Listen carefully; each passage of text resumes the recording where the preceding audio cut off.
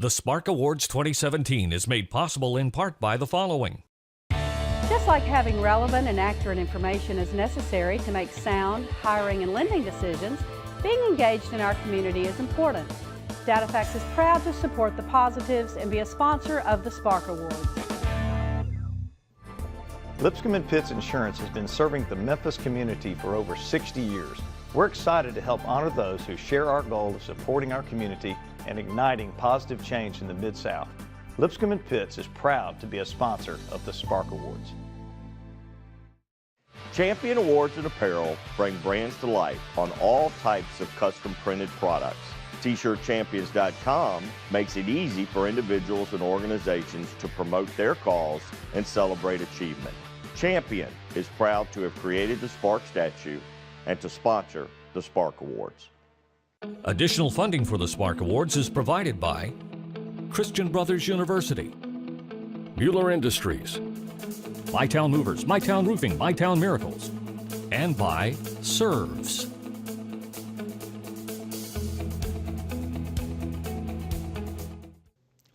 Have you ever been excited by a new idea, inspired by watching someone lead by example? When we talk about creating change, we start by sharing the stories of everyday heroes who are making a difference in their own way so we can learn and do the same. This truth is the power behind this show. I'm Jeremy Park, and this is the Spark Awards. And here are your hosts, Tracy, Bethea, and Rob Grayson. Thank you. Thank you all for joining us for this exciting and inspiring event, the 4th Annual Spark Awards. We're gathered here for a purpose, to recognize and honor organizations and individuals who are igniting change and making a positive impact in the greater Memphis community. The Spark Awards consist of 4 categories: corporate, nonprofit, education, and individual. 3 awards in each category. And finally, our Legacy Award, honoring a lifetime of work for the betterment of our community. You know, Rob, that's 13 awards in total, and each award is a story. And we gather here to share these stories and to honor each of these bright lights, our sparks. These awards honor the light of service and community, a light that shines brightly in spirit, whether it's in a small family-owned business or an international corporation with its global headquarters right here in the Mid-South. It shines in a school that helps hundreds of outstanding young men and women take their first confident steps into the world, and in a teacher who works in one small classroom to develop the often overlooked potential of young people with intellectual disabilities. It shines in the example of a young man who is helping to bring his community together to grow a healthier future. It shines in the example of our legacy winner and all he has done over a lifetime to heal and elevate our city. It shines in all 13 of the stories we are about to share with you. But before we get started, let's hear a word from the man who keeps the spark blazing, the president of City Current and host of the TV show The Spark, Jeremy Park. Each day in the Mid-South, there are countless organizations and individuals rolling up their sleeves, giving back, and helping others. These everyday heroes are doing things like mentoring and teaching our children, serving those among us who need shelter and are hungry. We typically don't see these efforts showcased during a newscast, but these community champions are working hard every single day, and we're a better city thanks to their efforts. 5 years ago, we launched a monthly television series on WKNO called The Spark. The show focuses on sharing these positive stories so we can see the good taking place in our community, be inspired, and learn how to make an even greater difference ourselves. Wanting to spotlight even more upstanders in our community, we launched the Spark Awards 3 years ago. It's an opportunity for you as the public to nominate individuals and organizations in 13 categories, and then for us to be able to share some of their stories in this special broadcast. This year we received a record amount of nominations. We had the help of a very generous organization who selected our winners, the Midtown Memphis Rotary Club. Now let's learn more about the Midtown Memphis Rotary Club and how the winners were selected. The Midtown Memphis Rotary Club's mission is to improve the quality of life in Memphis and the broader community. We meet after work on Tuesday evenings in the annex building of the Southern College of Optometry on Madison Avenue. Guests are always welcome. We appreciate being asked to participate in the selection of this year's Spark Awards. Before selecting the winners in each category, we considered the nominees' philanthropic leadership, volunteerism and activism, and impact within our 5-county Memphis metro area. We congratulate not just the winners, but all the nominees who make Memphis a better place for all of us. The first stories we'll hear tonight are those of our corporate category honorees. We have a small family-owned business, a moderate-sized corporation, and an international firm which has its global headquarters right here in Memphis. Though they differ in size, each one is an outstanding example of a business that gives back to the community that sustains it. Presenting the corporate awards tonight is Dr. John Smarelli Jr., president of Christian Brothers University. The first award in the corporate category is for companies with less than 100 employees. Champion Awards and Apparel is a family-owned corporation for 47 years in the Memphis area. We brand and produce over 1 million apparel items a year, screen print and embroider. We manufacture trophies, and out of our 3,000 customers, 1,000 of them are nonprofits. And of course, these days, the big thing is web. And so we help companies brand themselves in apparel and promotional products through web stores. We're very fortunate and doing very well. And obviously for nonprofits, that's huge because it helps them brand, share their mission, but also raise money. Right. Our biggest goal is to what we actually sell accomplishes a mission. Talk about Late Bloomers. This is an amazing program that you started. It's giving people a second chance, but it's giving them the skills, the livelihood to ultimately turn their lives around. Well, just like Champion Awards and Apparel, my mom, who started Champion Trophy in 1970 in a barn, called me one day and said, you need to hire this young man. And I said, Mom, I bought you out. I'm not going to hire a man from prison. She was teaching in prisons. She was retired. She decided to teach in prisons to young men of how to obtain jobs. And so consequently, I ended up hiring a young man 8 years ago. And it turned into Late Bloomers 4 years later. We developed a 4-year journeyman training program patterned after union journeyman program.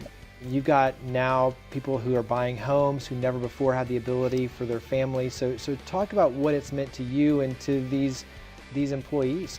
We've actually trained over 125 ex-offenders. There are over 20,000 in the community, and I hate the word expert, but I've somewhat become very, very knowledgeable about the plight of ex-offenders. It just seemed like kismet when my mom called. The light bulb went on. We were having issues finding employees, and after 4 years of this, we decided to establish a training program, and we've hired over 35, and we presently have 17. And I'm proud to say we've had 3 buy homes. All of them have bought vehicles, and they're taking care of their families. That's the most rewarding thing that I get out of this, to see them taking care of their families. That is Mike Bowen of Champion Awards and Apparel accepting the Spark Award from Dr. John Smarelli. Our second award category in the corporate category is for companies with 100 to 499 employees. ServiceMaster by Stratus is a contract janitorial service that services business and industry in the local marketplace. We say that we take care of your facilities so that you can take care of your business. We have an opportunity to serve a lot of different types of customers in the marketplace, whether it's event and venue or regular office buildings, or then the healthcare or educational field. We are delighted to be part of the Memphis fabric. You yourself, you serve on a lot of nonprofit boards, you're heavily giving of your time, your energy, your resources, but you also get your service partners involved heavily in a very unique way. So talk about how you partner up with nonprofits. We, years ago, were approached about helping a nonprofit, and our company doesn't have a lot of cash, but what we do have are people. That is who we are. And so I thought, well, what if we give of our people and their time for the nonprofits? So it's more of an in-kind donation that we're doing. But the added benefit that we had no idea that we were going to do is they start learning about the nonprofits that exist in the Memphis marketplace. We do the River Arts Festival. Well, all of a sudden our people are wandering through with a brute barrel and dustpan, but they're looking at all the art. They had the opportunity to do Memphis Charitable Foundation with the Blues Ball. They got to participate in 901 Fest and see all of the organizations that were giving in the Memphis marketplace and how they could even become involved. Talk about SERVES. I think this is a very unique opportunity as well, and so you have a great partnership with them, kind of an apprenticeship, if you will. It has exceeded our wildest imagination on how those 7 individuals are now part of our team. And they've done something to our team that is already servicing FedEx for them. They've raised the bar. It has been such a blessing for both the SERVES team, I believe, and definitely for Service Master by Stratus. And one of the other unique things that I personally love, you live and work downtown. That's where your family is downtown, and you've made it kind of your mission to be able to help those who are homeless. And so you've given them opportunities. I know you've learned a lot in the process, but share kind of your passion for helping those who are homeless and down on their luck. When we moved downtown, I made it a point to make sure that everybody was worth acknowledging. And so that created an opportunity for myself and my family to start meeting the guys and gals downtown. Well, then when I started really listening, I thought, hey, they don't have clean clothes. Well, I'm a contract janitorial service. We wash and dry all the time. So I opened up our washer and dryers so that they could have clean clothes. They've learned how to wash their own clothes and come back when the buzzer stops and put it in the dryer. And so that was one of the ways. So last question, what motivates you every day to do what you do? Interestingly enough, it's when someone says thank you for the opportunity, or they just want to visit with me and tell me, hey, guess what? I have gotten in this program, or I am doing this, or I've bought my first car, or even when we had one of our service partners that was through the Salvation Army program, she said, I was actually denied because I was told I make too much money now. That's what makes me smile each and every day. There we have Stacy McCall accepting the trophy on behalf of Service Master by Stratos from Dr. John Smarelli. Our final award in the corporate category is for companies with 500 employees or more. International Paper is a leading global producer of renewable, fiber-based packaging, paper, and pulp products. And we are based here in Memphis, Tennessee. International Paper prides itself on being a good neighbor, and we invest in people and we improve our planet. And the way that we do that is we mobilize our people and our products and our resources in order to be able to make critical needs in the communities in which we live and work. And the way that we do that is through our signature causes. They are education, hunger, health and wellness, and disaster relief. We do serve on quite a few boards, but one of the things I'm really most proud about as well is the employee engagement and community activism, especially with the 4 pillars that we had talked about, the signature causes. In fact, just in Memphis, about a month and a half, I guess it's been, we've had over 700 International Paper employee volunteers out in the community. They've been packing disaster relief comfort kits and hunger boxes of food. They've been cleaning parks and waterways. And even our Young Professionals Engineering Group has built bicycles for young children who have met their summertime reading goals. Because education and literacy is one of our signature causes, and so we want to reward the children for being able to kind of prevent their summertime learning loss.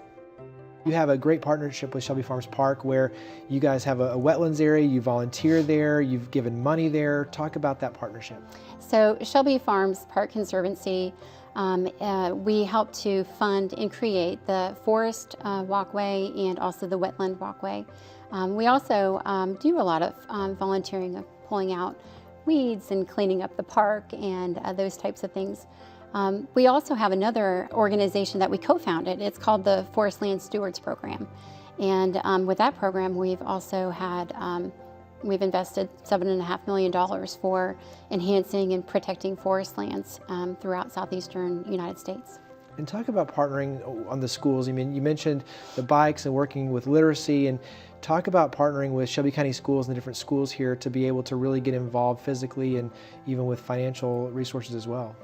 We have a partnership with Shelby County Schools, and what we do is we, for example, this summer provided over 6,300 summertime learning loss prevention kits for children in Shelby County to take home so that their learning continues throughout the summertime. We also have 2 elementary schools in our Adopt a School program. We provide uniforms and, of course, paper supplies and mentors for the schools. We work with Coaching for Literacy and the RISE Foundation and Literacy Mid-South, among so many other wonderful organizations. Our employees are dedicated to improving our communities, and I'm proud to be an employee of IP because of that. That's Alyssa Campbell-Shaw accepting the Spark Award for International Paper from Dr. John Smarelli. The second set of stories we'll hear tonight are those of our nonprofit honorees. These organizations, large and small, they share a common spark, the loving desire to care for others and leave the world a better place. From the smallest foundation, inspired by a brother's love and bravery, to an organization of breathtaking scope that is making scientific advances and helping children every day. Nonprofits are a way for people to come together to do good. Presenting the Nonprofit Awards tonight is Daphne Large, President and CEO of DataFacts. Our first award is for nonprofits with an operating budget under $1 million. The Herb Costin Foundation was formed in 2003, shortly after the death of my brother, Herb Costin. Several family members and friends wanted to do something to memorialize Herb's name. He was highly thought of in the community, was a great athlete, and had done much for this community. Herb was diagnosed with stage 4 pancreatic cancer 11 months prior to his death. There was really a lack of communication for Herb when he was fighting this disease. No one in Memphis knew too much about the disease other than his personal doctor. We decided to form a nonprofit corporation to support people who had the disease and to raise funds for research. We have donated over $1.5 million for research and development. Most of those funds we've kept here in Memphis, and we work with a research team at the University of Tennessee Health Sciences Center. We think they do a fantastic job and are making huge developments in the area. We do have a support group. We meet once a month at the Cordova Library. It is it's a wonderful venue. It's a wonderful meeting. There are no support groups in this area. The nearest support groups are St. Louis on the west and Atlanta on the east. So this is something that was badly needed. We didn't really know it at the time, but it was badly needed. And it's very successful, if you could call what we do successful. We started with tennis tournaments, many of us being involved in tennis. Of course, Herb was an icon in the Memphis tennis community, and we were very fortunate. We had 4 tennis tournaments, great participation, great sponsors, but we needed to cast a wider net. So we chose to branch out, and we're fortunate enough to link up with Start to Finish, and they've been our partner and our management company, and we launched the Kick It 5K at Shelby Farms Park. We've now had 7 Kick It 5Ks. The 2017 Kick It 5K had over 2,000 participants. We raised over $150,000. April 8th, 2018, save the date, is our next Kick It 5K. We also have an annual symposium at the medical school. Dr. Steve Bierman, who's our Our medical person brings in a top-notch speaker to the medical school auditorium. Great event. One of the great things we do is provide hope. And when Herb was diagnosed, there was very little hope. I think as an organization, we're able to provide hope to people and their loved ones. And I think that goes a long way. Here we have Alan Costin and Jeffrey Goldberg receiving the Spark Award from Daphne Large. Our second award in the nonprofit category is for organizations with an operating budget between $1 and $5 million. The Boys and Girls Club of Greater Memphis has been around about 57 years. Nationally, we've been around over 100 years. So we've got a long history in Memphis. We've come a long way over time. And back in the early 90s, we added girls. It used to just be boys clubs. So it's been a long ride, and Memphis has been a pioneer in a lot of different ways. A lot of people don't realize the importance that this city has played in the Boys and Girls Club movement. We serve basically any child between 6 and 18 years of age, but our clubs are critically placed in high-risk neighborhoods and areas where kids need us most. When I arrived, we had 6 sites, plus a technical training center, and a camp in Como, Mississippi, a summer camp on Lake Sardis. Since then, we've added 4 additional sites, so we're currently serving 10 traditional clubs, plus a technical training center and the summer camp. And talk about, the fact that is it 90% are 200% below poverty? I mean, so give us kind of a snapshot of the typical youth that you serve. People have got to understand a lot of our families are able to work because they know their children are in a safe place that they can afford. We only charge $5 a year for a membership. And so they know they can leave their child after school or all day long in the summer. Many times they spend more hours with us than they do with their families. And so it's an important program, an important way to fight poverty. If a parent knows their child is safe, they can concentrate on what they need to do and their work. Also, we're also doing that with our own kids. One of our main focuses is workforce development. So many of our kids are employed as junior staff, and then we have programs at our technical training center that allow them to go on and gain full employment when they graduate. Nice, I love it. Talk about the Juice Plus Technical Training Center. First of its kind in the country. It's become a pilot for Boys and Girls Clubs of America. In fact, we've had so many tours. It's unbelievable how many people have come to Memphis just to see that site. I was invited to come. The mayor invited me to come to Washington D.C. to present on the employee program and the kids that we had working there over the summer. So basically what we do there is all the teens that go there, they're primarily juniors and seniors in high school, although we did extend the age up to 23 because we realized just because you graduate from high school, you might not necessarily be ready to go into a career yet. But all of the teens receive soft skills training, so resume writing, interview techniques, money management, all those things, they all go through that. And then they also can select one of several different career paths. So we have logistics, we have automotive, we have culinary arts, and we have IT, and we added welding this year. We work with FedEx Tech Connect, we work with Nike, we work with over 120 different companies locally to place our kids. When I see one of these young people, getting dressed up for an interview, and we have a suit closet where they can go get a suit or a dress, and we prepare them and prep them. We have vehicles they can borrow to go on an interview.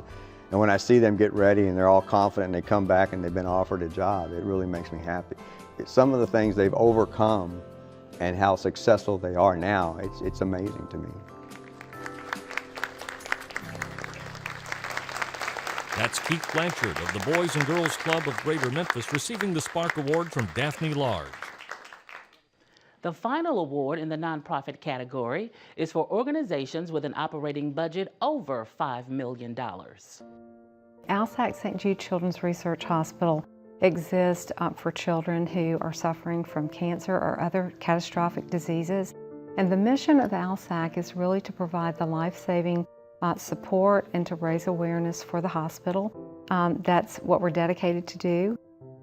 Our over 1,300 employees are dedicated not only to serving that mission, but to also serving the communities where we live and work. That includes here in Memphis, where our headquarters are located, but also around the country. We have 33 ALSAC offices around the country, and so we love helping to improve the communities there as well.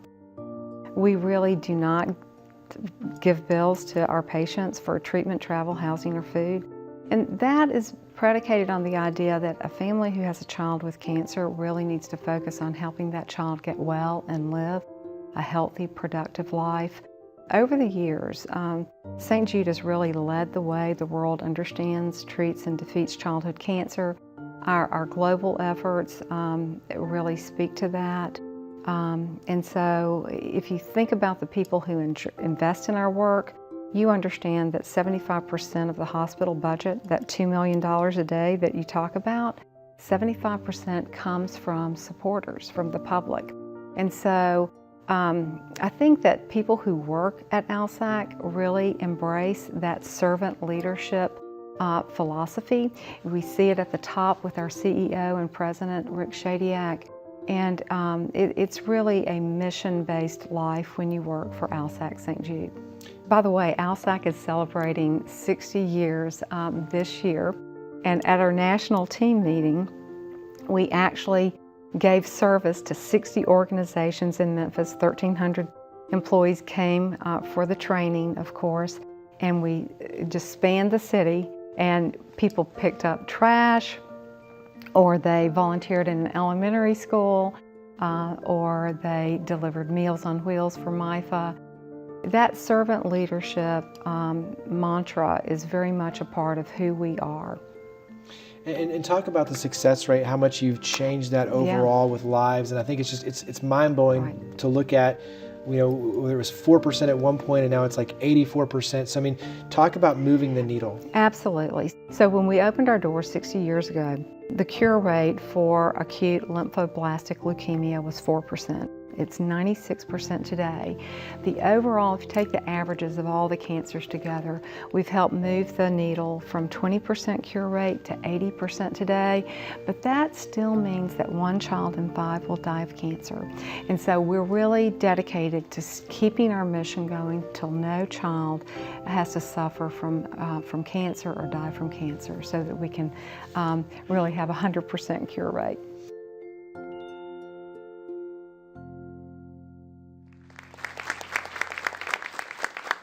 That's Sue Harpole, representing ALSAC St. Jude, taking the Spark Award from Daphne Large. Our third category is education.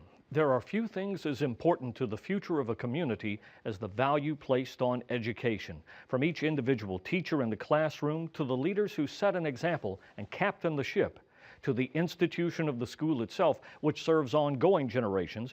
Our educators are truly the architects of our society's future. Here to present the awards in our education category is Sally Stover, WKNO's marketing manager. Our first award is given to a school that has served Memphis for over 165 years. St. Agnes Academy, St. Dominic School. Actually, St. Agnes Academy was established in 1851 by 6 Dominican sisters who came down from St. Catharines, Kentucky at the request of a local priest. We were originally at Vance and Orleans, and now we've moved out further into East Memphis. We're 2 single-gender schools on a co-ed campus, which I think makes us unique in the Memphis market. And service has always been an integral component when you look at kind of the 4 pillars. Service is a big piece of that. That's exactly right. We have 4 pillars that the Dominican sisters brought with them: study, prayer, community, and of course service. And so service is an integral part for all our students, all the way from the early childhood center up through 12th grade. And we think it's an important part of something that they will learn as they go forward in life. And talk about the evolution, because it's service at a young age, but as they mature and go along with it, then they're taking on even more of a leadership role in that. That's exactly right. So in the early years, we just want them to get comfortable with the idea that serving other people can be fun, and it can make you feel good about yourself. And so the younger grades participate in service projects that are generally coordinated by our faculty and staff. But as they get older, especially into the upper school, our students coordinate those projects themselves and then actually make connections and go off and do service projects on their own. And talk about some of the amazing stats. I mean, you're talking 44 hours on average per student, over 16,000 hours for the upper school. I mean, so huge stats. Yeah, it's actually phenomenal when we start gathering the number of hours, and you've said it's 16,000 hours total for our school. And it includes hours that are supervised or coordinated through the school. And like I said, many of our students then, as they become high school students, go off and do hours on their own. And the impact on the community is just great, but it's also a great impact on our students. And so as they take ownership themselves, or as they go off and do this, they are making a difference in the world. And we won't always be there to lead them in that. We expect them to lead themselves and to lead others, frankly. St. Agnes has really given me opportunities to grow in my service. So they send us to the soup kitchen. We have Day of Caring every year, which gets us connected with different places in the community. And they've just given me activities like Madonna Learning Center. My drama teacher introduced me to that and really showed me a love for the people there. And then my soccer coach introduced me to a soccer camp, and I spend hours and hours every summer just working with those kids and doing the things that I love and teaching them. But that's all because St. Agnes has put this spark inside of me to go out into the community and do this on my own. So while we're required only 20 hours to get each year, a lot of my friends and a lot of the other students will go beyond that and go into the community because we just enjoy doing what St. Agnes shows us to do. And what's one of your favorite parts of serving? I think it's the impact that you make on people and just getting to interact with those people and make those relationships. And I know that even beyond St. Agnes in college and later in life, I for sure want to keep doing service activities, but that's all because St. Agnes has helped me make these connections with the happiness that service brings. There we have Tom Hood accepting the award for St. Agnes St. Dominic from WKNO's Sally Stover. Our Educator Award recognizes the achievement of teaching in the classroom and beyond, recognizing the profound influence that a caring and capable teacher can have on students. The College Campus Transition Program, known as CCTP, is administered by Shelby County Schools, Exceptional Children and Health Department, as well as partnered with the University of Memphis Institute on Disabilities. 7 years ago, both educational entities decided to collaboratively work together, and they added me to the team to facilitate as well as be the lead teacher for this program, or participants in the program. And I get to work with, and the program is for, students with intellectual disabilities, ages 18 to 22 years of age. These young people get to access college and community environment, and they get to learn transferable work skills both on the University of Memphis campus and off. So, you know, in their preferred job settings. So I get to work with these young people to develop their work ethic, as well as teach them social, communication, independence, and you know, those vocational skills.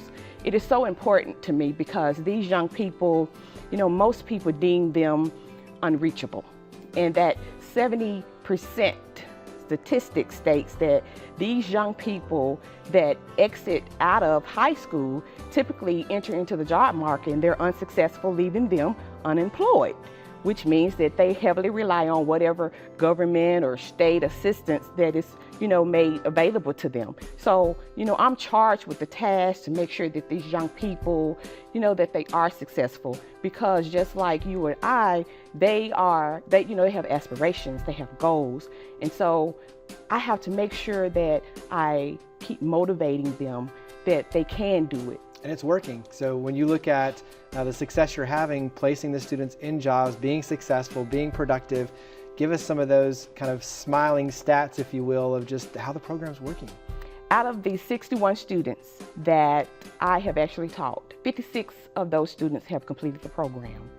And 64% of those young people are now employed or actually have gone on to continue their education. Now, to me, that's what growth looks like, because these young people, they're actually now employed and they're able to take care of themselves, some their families, and they are contributing to the community. Now, that's awesome, and I'm just so happy to be a part of that. And you see the smile on that young person's face when they actually get an opportunity to go into a place of employment, or, you know, when they come back to you after they completed the program and tell you all of the other things that they're doing, such as getting their driver's license, or they've got their own car, their own apartment, whatever those things are. The little things to you and I are big things to them. You know, it is just amazing, because I always tell them, I said, you know, your disability is just one part of you. there are so many other parts of you. You're a whole person. And that's what our community have to realize, you know, to make sure these young people, give them an opportunity because they can do the work. That's Tanya Mathis of the College Campus Transition Program, receiving her award from Sally Stover. Our final award in the education category recognizes an outstanding example of leadership in education. My name's Darla Young. I'm the principal at Havenview Middle School. This is my second year at Havenview. This is going into my 13th year in education. I spent 11 years at Whitehaven High, 5 years as a teacher, and 6 years as an assistant principal at Whitehaven High. And then I kind of just went around the corner and started at Havenview Middle. But I'm also a product of Whitehaven, the community, because I went from Oakshire Elementary to Havenview Middle to Whitehaven High. So I'm still at home in my alma mater. And what makes you so passionate about education? Knowledge is what makes us and leads us. It determines our character. It actually produces the individual and citizen we are today. So I feel like if I can go and help someone's child, and even my child in my community, I feel like I'm doing a great service back to who's helped me be who I am today. So much of education, we talk about success and what you're having, it's building a culture of excellence. I always start out first with my community, because without the community, a school could perish, and you need your stakeholders and the community support to back you.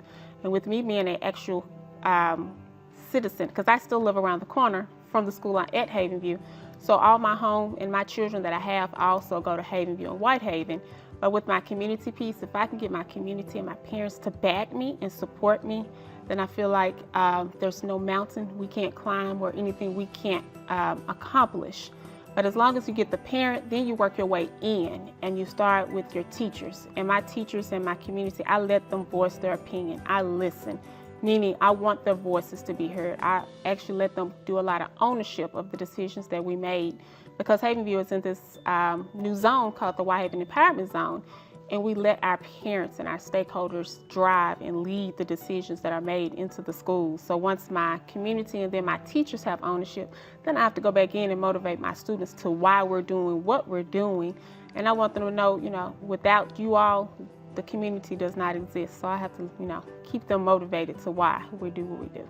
And I know you burn the candle on all ends, and you even foster children over 50. So talk about being a foster parent, why that's so important to you. Well, my parents started as foster parents, and then as I became into the education field, then I bought my first home.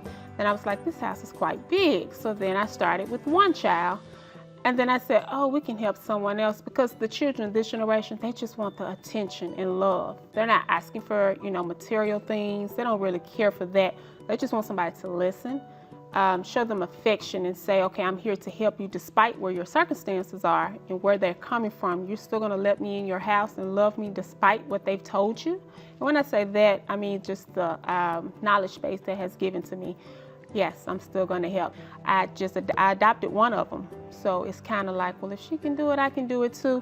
No matter what your problem or past or your current situation is, there's always a will, there's a way.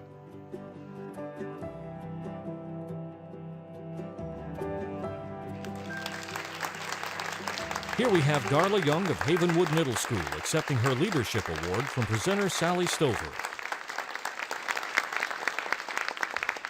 Our fourth award category is our individuals category. It's a very special, important category because many, many great stories begin with one person asking, what can I do? The journey to becoming a spark can start a simple idea.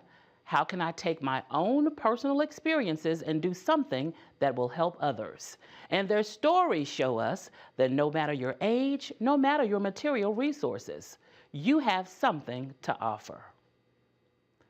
Here to present the winners for our individuals category is Jennifer Sneed of the Midtown Memphis Rotary Club.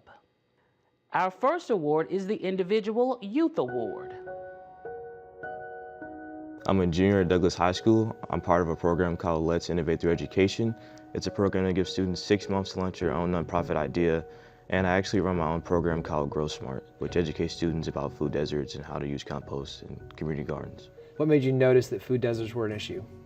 Well, actually, when I first joined Light Memphis, we were tasked with solving a community problem, and I thought about what bigger problem than food.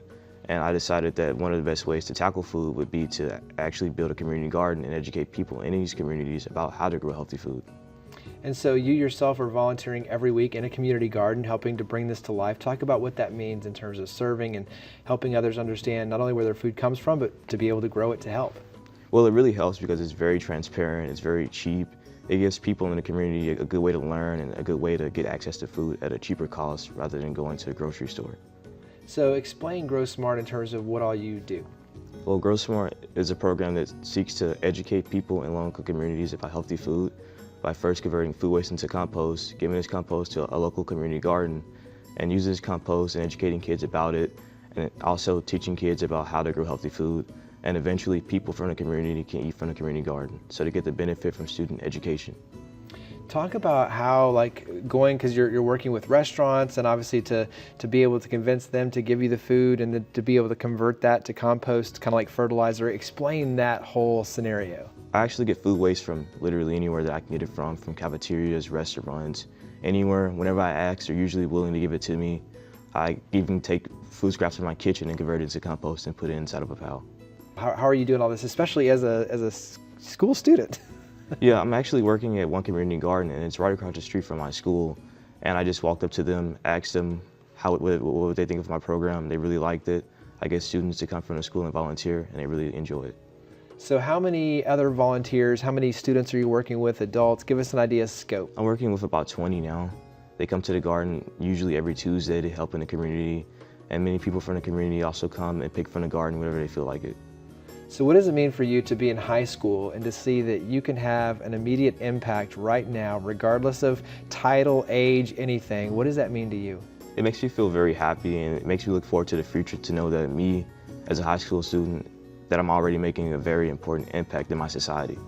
I hope more people understand that they can make a difference in their community today. You don't have to be a very successful businessman or anything like that. You can start right now and help as many people as you feel like you can. And talk about your support network, because I've got to believe that your parents, friends, school, I've got to believe there's a good support staff that's helping you either guide or mentor or even serve with you. Yes, well, first my parents, they really helped me with the compost process. They taught me everything about it. There's people at the community garden who teach me about compost even more and how to actually grow plants and fruits and vegetables. They also assist me with teaching the students. And also, Let's Innovate Through Education actually showed me how to launch my own nonprofit.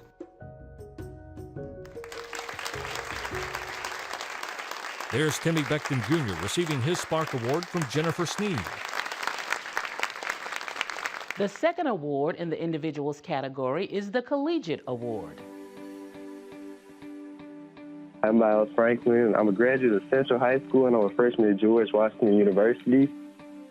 Over the last year, I've started a program called Resume, and I work with various nonprofits and other groups throughout Memphis, Tennessee, and throughout the country. I've been a bridge builder since the 10th grade, and during the senior year Bridges summer camp, Light Memphis looks for students to bring into the program. So at the summer camp, I applied for Light Memphis, and I was accepted into the Light Memphis program in August.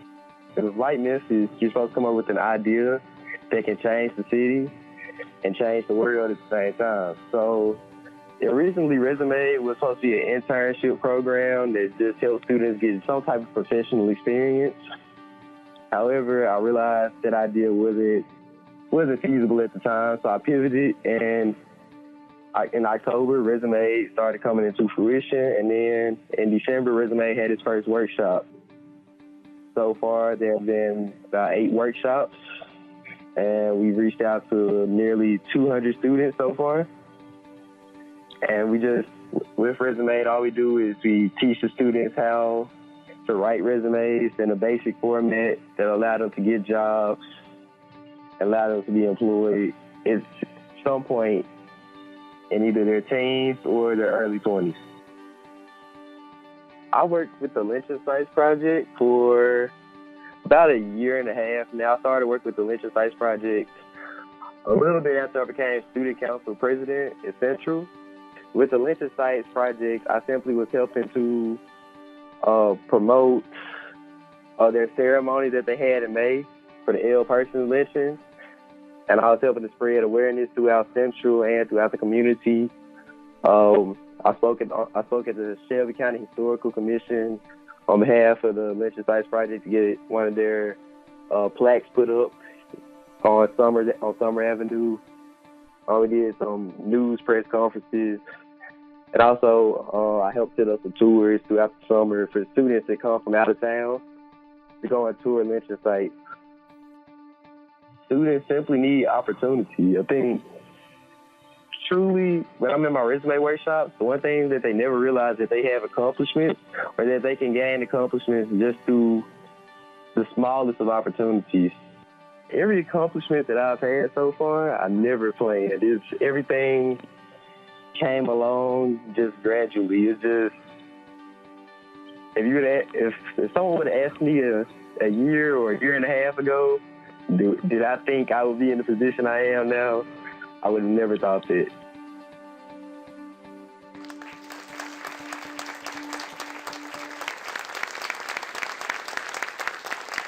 You're seeing Mona Franklin accepting the Individual Collegiate Spark Award on behalf of her son, Miles.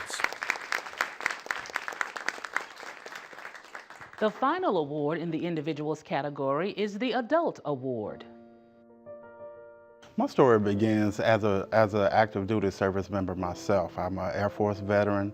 I was medically retired out of the Air Force due to a heart condition that I incurred while in the service. I was running a PT with my squadron and I passed out. My heart stopped for a while and actually was considered dead for a moment. When I got out or got to the hospital and revived by airmen who were trained alongside of me, which I thought was a special ordeal because I knew these guys personally.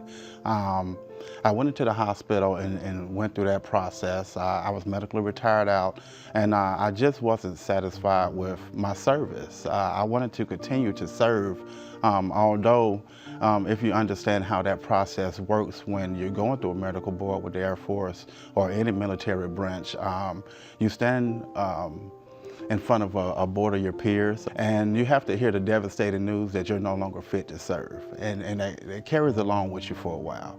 And so when I returned home and understood that there was many other veterans, especially here in Memphis, that was going through pretty much the same thing, or if not a little more in detail with their situation, I decided to give back in a major way for our veterans. First starting out with helping with disability claims with the VA, and from that point I began helping homeless veterans.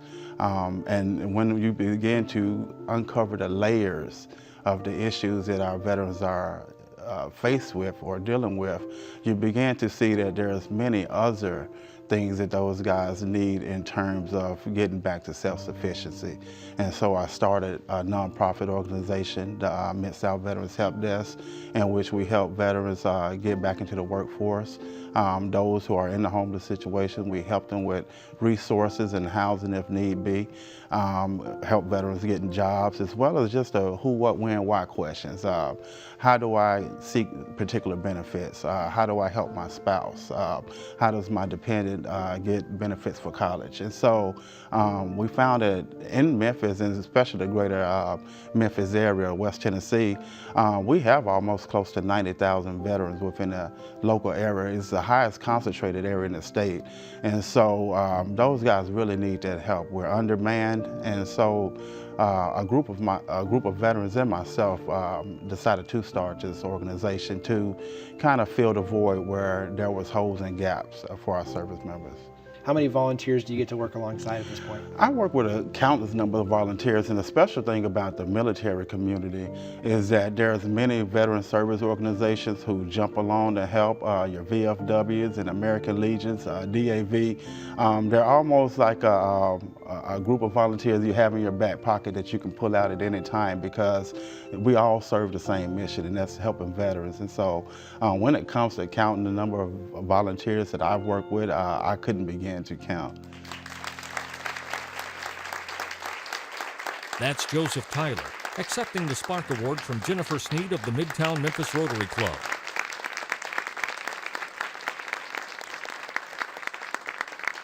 final award of the evening is the Legacy Award. This is given to an individual who has made a significant lifelong contribution to the betterment of our community. This year's Legacy Award goes to a man who has distinguished himself in a long professional career as a lawyer in private practice, in business, and in public service. Additionally, throughout that career, he has taken every opportunity to encourage, support, and mentor others. MLGNW, NAACP, the Boy Scouts of America, the United Way of the Mid-South, those are just the highlights of the organizations our Legacy Award winner has sought to serve. We are very honored to be able to present this year's Legacy Award to Herman Morris Jr. I started out as a lawyer early on doing civil rights law with the old Ratner and Sugarman law firm. It was the first integrated law firm, and of course, among the many cases that it took was the lawsuit that was filed against MLGW for employment discrimination against African American and women employees.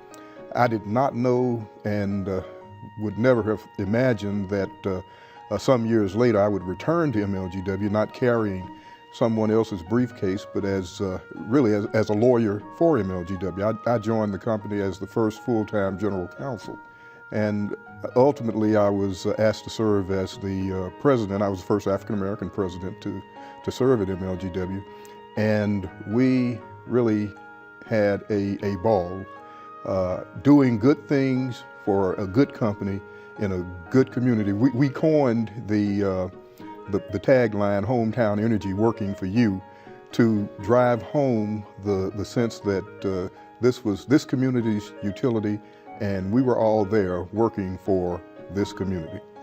So philosophically, what's your kind of MO on trying to make a difference and make Memphis better? Well, I believe that's not just an MO. That's not just a mission or an imperative. That's a reason for being. I believe that you give what you've got to give. If you've got talent, give talent. If you have other resources, give that. But you give for the betterment of your city, of your environment, and that comes back to you. From NAACP, the City of Memphis, you serve so many different capacities and organizations and nonprofits. What puts a smile on your face with some of those? Well, really what puts a smile on my face is the opportunity to work within those organizations, to help to improve them, to work with the people in those organizations, to get to know them, to build relationships and friendships. My work with NAACP, it was already a dynamic organization. When I joined it, it had the likes of Maxine Smith, Jesse Turner, Russell Sugarman, and literally legendary individuals. And what could I do? I was a young lawyer, just going to the meetings and listening and trying to learn, but I found a place where I could help to make a difference. I feel like my involvement helped to solidify the foundation. It was a great advocacy group, but we set up a more business framework so that it could perform its advocacy with a sound business principled foundation that said they were going to have sufficient resources to be able to perform the advocacy that they wanted to do. Similarly with MLGW, when I ascended to the presidency, there were things that we wanted to do. One of the things that we wanted to do was to take on the goodwill, the reputational capital, which at times had been very low. And over the course of years, several years, as a matter of fact, we went from light, gas, and robbery to perhaps the only time that utility has ever won the J.D. Power Award for customer service. We did that as the #1 utility in the country by reaching out, engaging, involving, and relating to our customer and our customer base, and again, letting them know that we worked for them. I would like to think what my career says to youth and those who would follow me, who would view it as a role model, is that it's a career and a life of service, and that service is something that you can never tire of because there's so much need. And there's so many ways that you can serve. And if you serve, and if you serve well, that you will sometimes get the opportunity to lead. And that's the greatest service of all.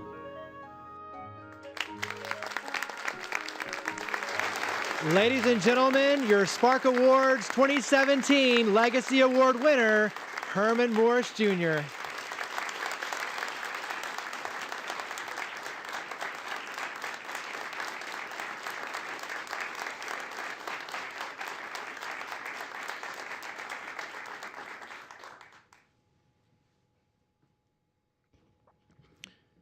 I'd like to thank the individuals involved with the Spark Award, City Current, WKNO, the Rotary Club, and all of the people who were involved. I am humbled by this recognition. The thought that someone would deem it appropriate to pause and reflect on my activities in this community, my hometown, is a humbling thing to consider. I want to thank also all of the organizations and associations and people and individuals who've allowed me to engage with them, to join with them, to participate with them in the good works that they were doing. I realize I'm standing on their shoulders and the shoulders of countless others who went before me as I stand here and receive this award. I want you to know I will cherish it and appreciate it.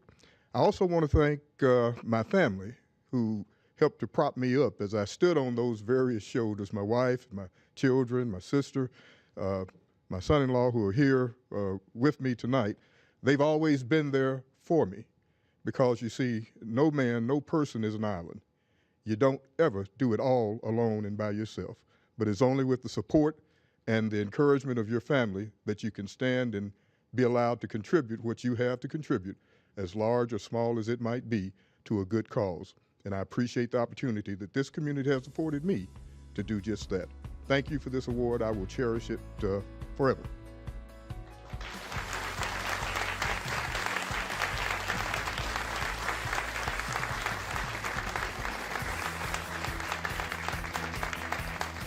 Thank you for joining us for the 4th Annual Spark Awards.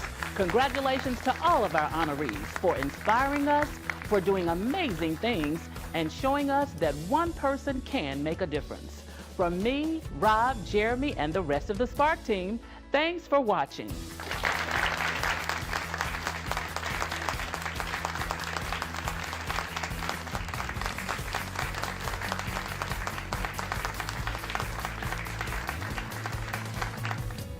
The Spark Awards 2017 is made possible in part by the following. Just like having relevant and accurate information is necessary to make sound hiring and lending decisions, being engaged in our community is important. DataFax is proud to support the positives and be a sponsor of the Spark Awards. Lipscomb & Pitts Insurance has been serving the Memphis community for over 60 years. We're excited to help honor those who share our goal of supporting our community and igniting positive change in the Mid-South. Lipscomb & Pitts is proud to be a sponsor of the Spark Awards. Champion Awards and Apparel bring brands to life on all types of custom printed products. T-shirtchampions.com makes it easy for individuals and organizations to promote their cause and celebrate achievement. Champion is proud to have created the Spark statue and to sponsor the Spark Awards. Additional funding for the Spark Awards is provided by Christian Brothers University, Mueller Industries, MyTown Movers, MyTown Roofing, MyTown Miracles, and by Serves. The nominees' philanthropic leadership, volunteerism and activism, and impact within our 5-county Memphis metro area. We congratulate not just the winners, but all the nominees who make Memphis a better place for all of us. The first stories we'll hear tonight are those of our corporate category honorees. We have a small family-owned business, a moderate-sized corporation, and an international firm which has its global headquarters right here in Memphis.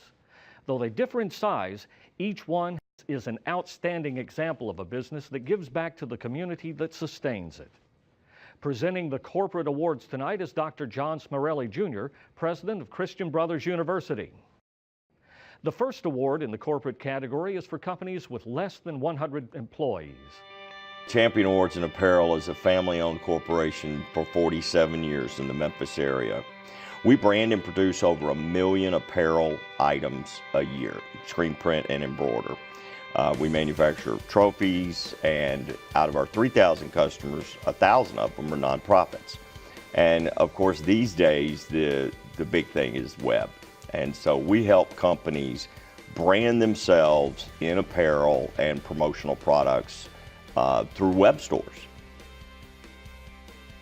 We're very fortunate and doing very well. And obviously for nonprofits, that's huge because it helps them brand, share their mission, but also raise money. Right. Our biggest goal is to what we actually sell. Blazing. The president of City Current and host of the TV show The Spark, Jeremy Park. Each day in the Mid-South, there are countless organizations and individuals rolling up their sleeves, giving back, and helping others. These everyday heroes are doing things like mentoring and teaching our children, serving those among us who need shelter and are hungry. We typically don't see these efforts showcased during a newscast, but these community champions are working hard every single day, and we're a better city thanks to their efforts. 5 years ago, we launched a monthly television series on WKNO called The Spark. The show focuses on sharing these positive stories so we can see the good taking place in our community, be inspired, and learn how to make an even greater difference ourselves. Wanting to spotlight even more upstanders in our community, we launched the Spark Awards 3 years ago. It's an opportunity for you as the public to nominate individuals and organizations in 13 categories, and then for us to be able to share some of their stories in this special broadcast. This year we received a record amount of nominations. We had the help of a very generous organization who selected our winners, the Midtown Memphis Rotary Club. Now let's learn more about the Midtown Memphis Rotary Club and how the winners were selected. The Midtown Memphis Rotary Club's mission is to improve the quality of life in Memphis and the broader community. We meet after work on Tuesday evenings in the annex building of the Southern College of Optometry on Madison Avenue. Guests are always welcome. We appreciate being asked to participate in the selection of this year's Spark Awards. Before selecting the winners in each category, we consider The Spark Awards 2017 is made possible in part by the following. Just like having relevant and accurate information is necessary to make sound hiring and lending decisions, being engaged in our community is important.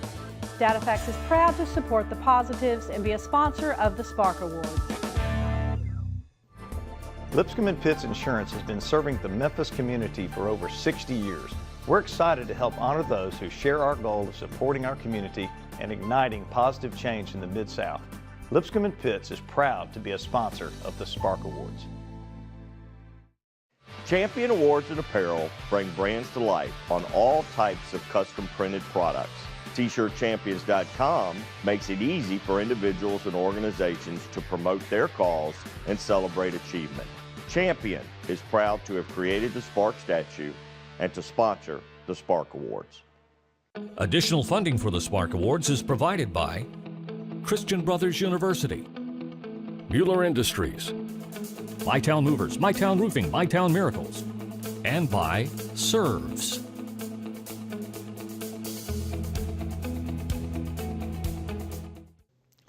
Have you ever been excited by a new idea?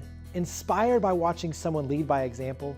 When we talk about creating change, we start by sharing the stories of everyday heroes who are making a difference in their own way so we can learn and do the same. This truth is the power behind this show. I'm Jeremy Park, and this is the Spark Awards. And here are your hosts, Tracy, Bethea, and Rob Grayson. Thank you. Thank you all for joining us for this exciting and inspiring event, the 4th Annual Spark Awards. We're gathered here for a purpose, to recognize and honor organizations and individuals who are igniting change and making a positive impact in the greater Memphis community. The Spark Awards consist of 4 categories: corporate, nonprofit, education, and individual. 3 awards in each category, and finally our Legacy Award, honoring a lifetime of work for the betterment of our community. You know, Rob, that's 13 awards in total, and each award is a story. And we gather here to share these stories and to honor each of these bright lights, our sparks. These awards honor the light of service and community. a light that shines brightly in spirit, whether it's in a small family-owned business or an international corporation with its global headquarters right here in the Mid-South. It shines in a school that helps hundreds of outstanding young men and women take their first confident steps into the world, and in a teacher who works in one small classroom to develop the often overlooked potential of young people with intellectual disabilities. It shines in the example of a young man who is helping to bring his community together to grow a healthier future. It shines in the example of our legacy winner and all he has done over a lifetime to heal and elevate our city. It shines in all 13 of the stories we are about to share with you. But before we get started, let's hear a word from the man who keeps the spark. Accomplishes a mission. Talk about late bloomers. This is an amazing program that you started. It's giving people a second chance, but it's giving them the skills, the livelihood to ultimately turn their lives around. Well, just like Champion Awards and Apparel, my mom, who started Champion Trophy in 1970 in a barn, called me one day and said, you need to hire this young man. And I said, Mom, I bought you out. I'm not going to hire a man from prison. She was teaching in prisons.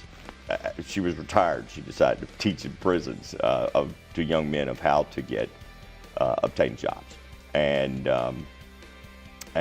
so consequently, I ended up hiring a young man 8 years ago. And it turned into late bloomers 4 years later. We developed a 4-year journeyman training program patterned after union journeyman program. You've got now people who are buying homes who never before had the ability for their families. So talk about what it's meant to you and to these employees. We've actually trained over 125 ex-offenders.